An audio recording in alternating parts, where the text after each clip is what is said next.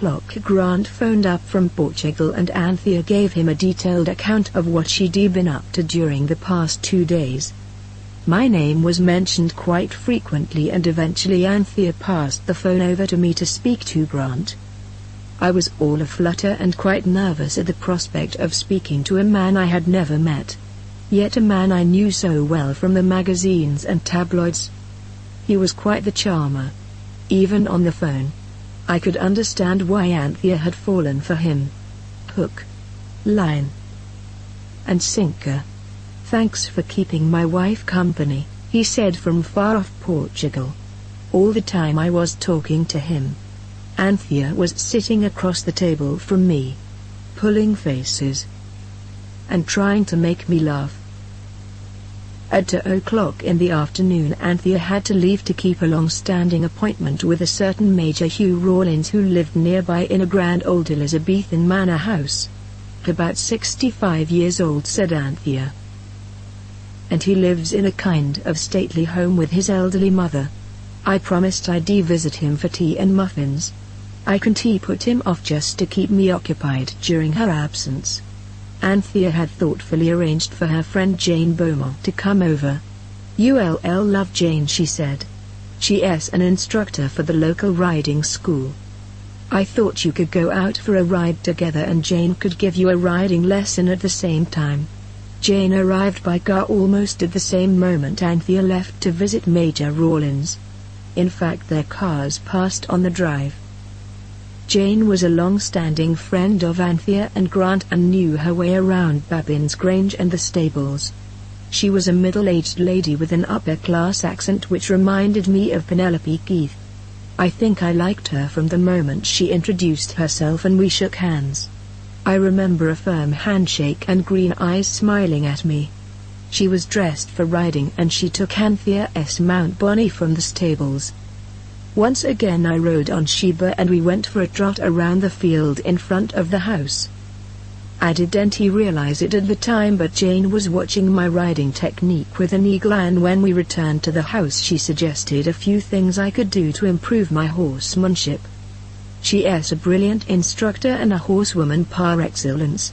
She lives in a small cottage not far from the center of Dunsfold. The tenancy of the cottage came with the position of head instructor at the local riding school.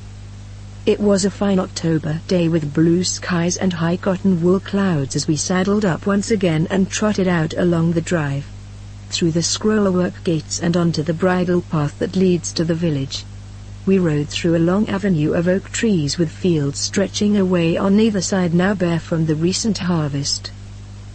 As we rode along we chatted together and I learned that Jane was a regular riding companion of Anthea's and had become a very close friend. "Anthea and Grant coming to live here," she said. "Best thing that ever happened to Dunsfold. They've livened the place up no end." She told me of the excitement of Anthea's wedding on the estate. The posh cars arriving all morning. The celebrity guests. And of course Jane was there as Anthea's special guest and given a privileged position during the blessing ceremony. The bridle path led alongside Dunsfold Church with tall chestnut trees surrounding the graveyard, their leaves yellow and gold in the clear afternoon sunshine. 8. We hacked on through the village. Clip-clop sounded our horses' hooves on the cobblestones. At last we came to the old cottage where Jane lived and she kindly invited me in for a stiff drink. The cottage was small, but homely, and full of character.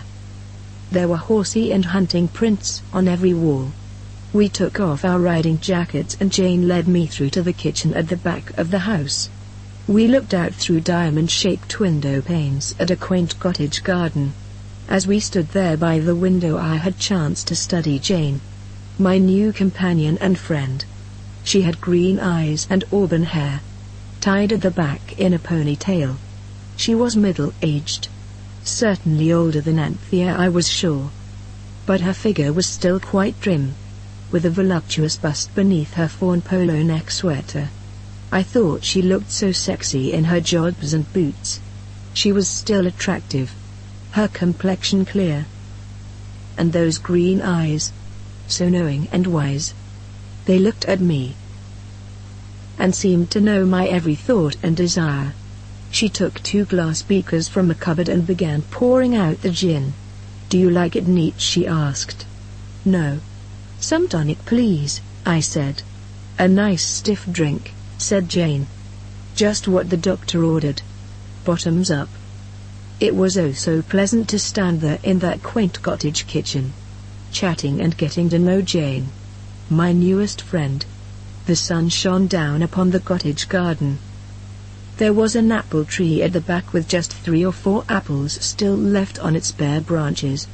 Jane put her arm round my shoulder as she pointed out through the window to where some thrushes had built their nest in the hedge. Suddenly Jane was so intimately close to me, her arm round me, her bosom touching my shoulder. She turned and smiled at me with those soft green, all-knowing eyes. I loved the sound of her Penelope Keith voice. I loved our close intimacy. In fact, I was loving every minute. And all the while the gin was slowly taking effect. For a moment I thought, I am being seduced by this older woman. I didn't care. I was having so much fun. I loved her arm around me. I wanted her to kiss me, to feel my young breasts, to take me in her arms. I felt her hand move from my shoulder and to my waist. Oh, I was getting so turned on. I felt my nipples getting erect. I looked at Jane's lovely bosom so close to me and so alluring in that fawn polo neck sweater. Jane stopped talking. Our eyes met. She was a middle-aged woman so much wiser and experienced than me. I felt like a foolish schoolgirl, hopelessly in love with her teacher. She leaned towards me and we kissed. I automatically put my arms around her waist as she put her arms around my shoulders. I felt her soft breasts pressing against me. Oh, the feeling! So divine. Jane knew that she had won me over. She could sense that I wanted her. She led me into the lounge at the front of the house. The windows have net curtains and looked out onto the village street. We didn't speak. We just sat down on the sofa and kissed in a wonderful warm embrace. I felt Jane's hand feel my breasts through my green polo neck jumper. Yes, I was being seduced by an older woman, and loving every precious minute. "Untie your hair," I said on an impulse. Jane smiled and took her fine auburn hair out of the ponytail and it fell loose over her shoulders. She suddenly looked so different. No longer the haughty professional horsewoman, but instead a feminine, oh so sexy woman. "I've just got to get you into bed," she said urgently.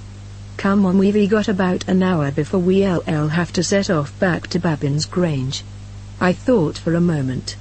I knew the horses were tethered safely at the side of the cottage. The thought of being in bed with Jane was to contemplate the most voluptuous pleasure. She took my hand. "Come on, Jess," she said as she led me up the narrow cottage stairs. I felt like a young virgin being led away by an older woman to have her wicked way with me. But I was a willing victim. We entered the bedroom with its quaint bow windows.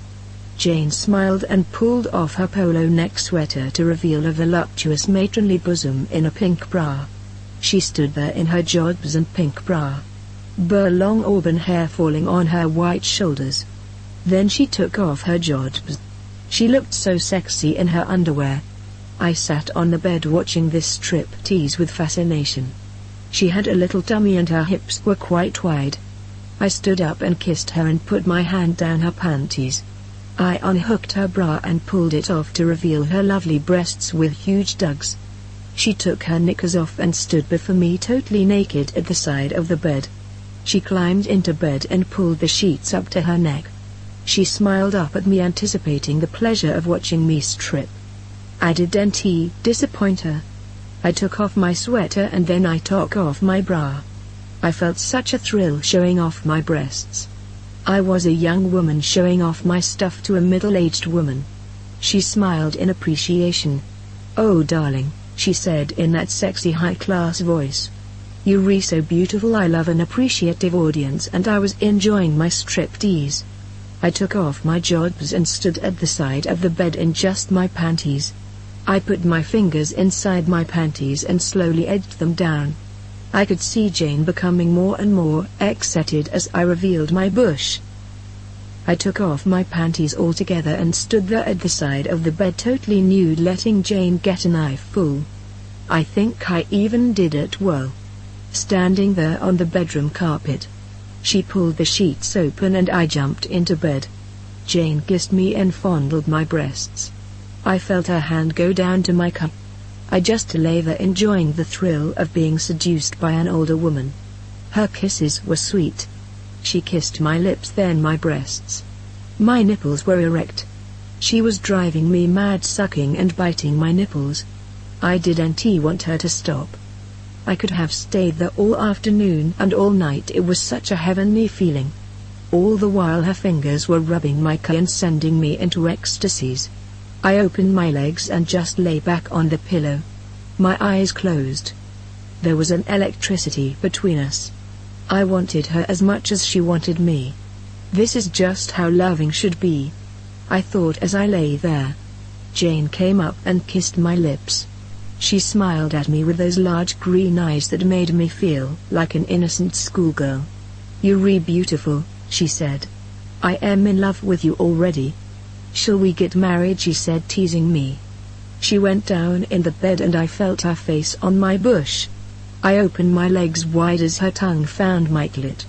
I closed my eyes in such sweet delight. My hands gripped the sheets as her tongue gave me the sweetest pleasure. I rocked to and fro in the bed as her tongue entered my honeypot. Jane knew just how to pleasure a woman. I had the most exquisite orgasm. It was frantic love-making. Knowing all the time that the horses were tethered at the side of the cottage and we should really be out riding and on our way back to Babin's Grange, I knew that Anthea had paid Jane for my riding lesson. As we lay there under the sheets, I wondered if this was exactly what she had in mind. At the end of our frantic love-making session we had a quiet 5 minutes just fondling and sucking each other's breasts. It was a gentle and loving end to our afternoon of love. I felt I had really got to know Jane on a deeper level. I felt that we were friends for life. Chapter 9. On the ride back to Babin's Grange I thought back to our frantic love-making in that cottage bedroom. Jane rode ahead of me on the bridle path, her hair once again tied up in a ponytail. To any passer-by we were just two women out riding on a fine October afternoon. If only they could have seen us half an hour before, naked beneath the sheets together. When we arrived back, Anthea was outside the stables waiting to greet us. The way Jane and Anthea spoke together, their whole demeanor, I could see that they were very close friends, and of course, their passionate interest in horses and riding was a great bond between them. Standing there chatting with them, holding Sheba beside me on the rein, I felt proud that I was a little part of their friendship, that I was a part of their affectionate circle. Anthea was pleased that Jane and I had hit it off so well together. "I just knew that you two would get on," she said. Just how well we had got on together, she had no idea. She didn't know that she had played the part of Cupid for two frantic, besotted lovers. Jane stayed for coffee and then at 5 o'clock she left for her little cottage in the village. "She's one of the pillars of Dunsfold village," said Anthea as Jane drove off down the long drive. "She's also my best friend in all the village." "You're really lucky to have a friend like that," I said. "She's a brilliant horsewoman." The October sky was getting dark, with just a turquoise glow over in the west. In the east the first stars were appearing one by one, like tiny diamonds. Anthea called the dogs from their wanderings out on the field and we all hurried into the house, to the warmth of a huge log fire in the lounge. We stood together on the semicircular rug in front of the fire and kissed a long warm kiss of friendship.